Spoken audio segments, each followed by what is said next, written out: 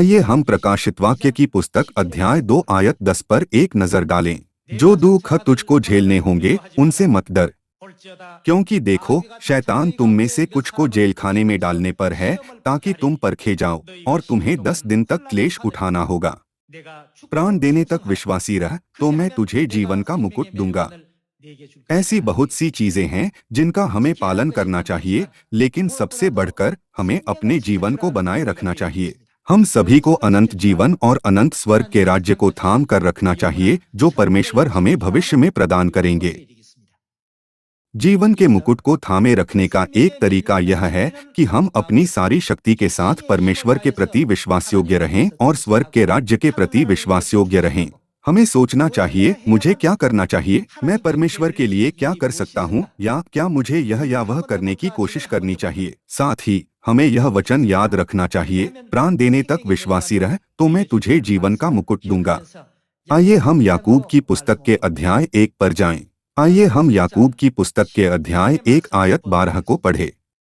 जब हम मृत्यु तक विश्वासयोग्य रहते हैं, तो उन लोगों पर बहुत सी परीक्षाएं आती हैं जो परिश्रम से काम करते हैं। जो लोग कड़ी मेहनत नहीं करते, उनके लिए कोई परीक्षा नहीं है। ऐसा इसलिए क्योंकि उन्हें केवल इसी स्तर की आशीष प्राप्त हो सकती है। लेकिन उन लोगों के बारे में क्या जो स्वर्ग के राज्य में अधिक प्रतिफल, अधिक आशीषें और अधिक महिमा प्राप्त करने के लिए प्रयास करते हैं? सच में यह लिखा है, स्वर्ग के राज्य में बलपूर्वक प्रवेश होता रहा है। जो लोग बलपूर्वक के स्तर तक प्रयास करते हैं और कड़ी मेहनत करते हैं, वे असहाय होकर अनिवार्य रूप से परीक्षाओं का सामना करते हैं। इसलिए परमेश्वर ने कहा कि जो लोग जीवन का मुकुट प्राप्त करते हैं, उनके पास मृत्यु तक विश्वासयोग्य रहने वाला उत्साह और विश्वास होना चाहिए। ऐसे लोगों के पीछे हमेशा परीक्षा होती है। धन्य है वह मनुष्य जो परीक्षा में स्थिर रहता है, क्योंकि वह खरा निकलकर जीवन का वह मुकुट पाएगा जिसकी प्रतिज्ञा प्रभु ने अपने प्रेम करने वालों से की है। यह लिखा है कि वह उस व्यक्ति को दिया जाएगा। जब हम अनंत स्वर्ग के राज्य, जीवन और जीवन के मुकुट को थामे रखने का हर संभव प्रयास करेंगे, तो कई परीक्षाएं होंगी।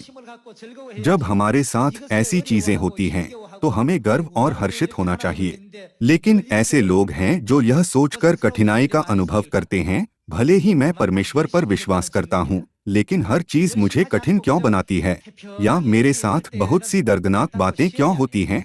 यह इस बात का प्रमाण है कि हमने कड़ी मेहनत की है। जब हम कड़ी मेहनत नहीं करेंगे और लापरवाह रहेंगे, तो परीक्षा कभी नहीं आएगी। परीक्षाएं हम पर कभी नहीं आएंगी। यदि कोई कॉलेज में प्रवेश करने को तैयार नहीं है, तो क्या उसे प्रवेश परीक्षा के बारे में चिंता करने की आवश्यकता है? नहीं, वह नहीं करता। जब वह एक कॉलेज में प्रवेश करना चाहता है, तो वह प्रवेश परीक्षा और परीक्षा के लिए अध्ययन के बारे में सोचता है। जो लोग कॉलेज में प्रवेश करने का इरादा नहीं रखते हैं, उन्हें कभी भी ऐसी परीक्षा का सामना नहीं करना पड़ेगा। इसलिए परमेश्वर एक बहुमूल्य प्रतिज्ञा देते हैं कि वह उन लोगों को जीवन का मुकुट देंगे जो प्रलोभन और परीक्षा को सहते हैं। आपका बहुत बहुत धन्यवाद।